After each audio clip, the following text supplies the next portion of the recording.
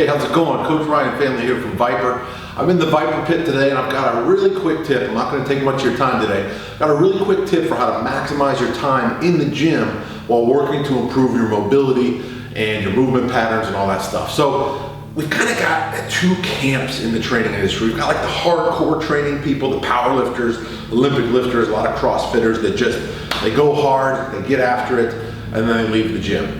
We also have another camp that's kind of like the corrective camp, and they spend 45 minutes on a foam roller doing little mobility drills and little, rehab-based drills with the intensity of a butterfly fart, and they end up not getting any actual work done. The problem is some of that rehab stuff is pretty valuable for improving your mobility, improving your function, but it takes up time. So how do you fit it in? One of the things that I like to do is I will fit it in between sets of my main lifts.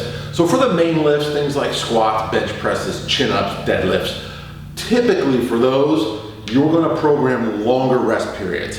For the most part, there's gonna be some phases where you may have short rest periods between those exercises, but typically you're gonna have longer rest periods, say 90 seconds, 2 minutes, 4 minutes.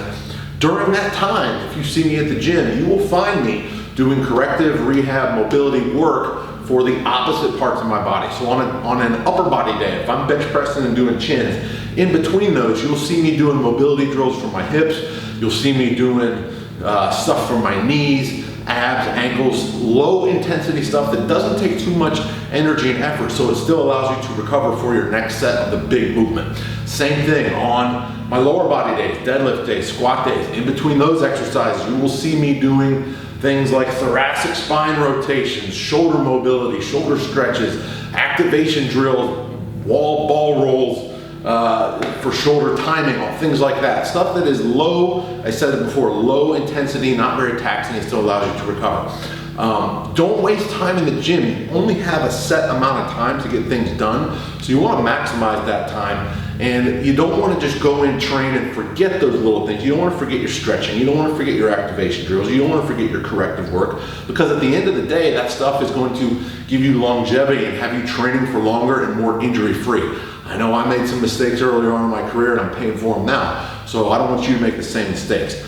Do those drills in between sets of your big lifts. Don't waste any time in the gym. You should never just be standing around hanging out. I'm Coach Ryan Family from the Viper Pit. I will see you next time.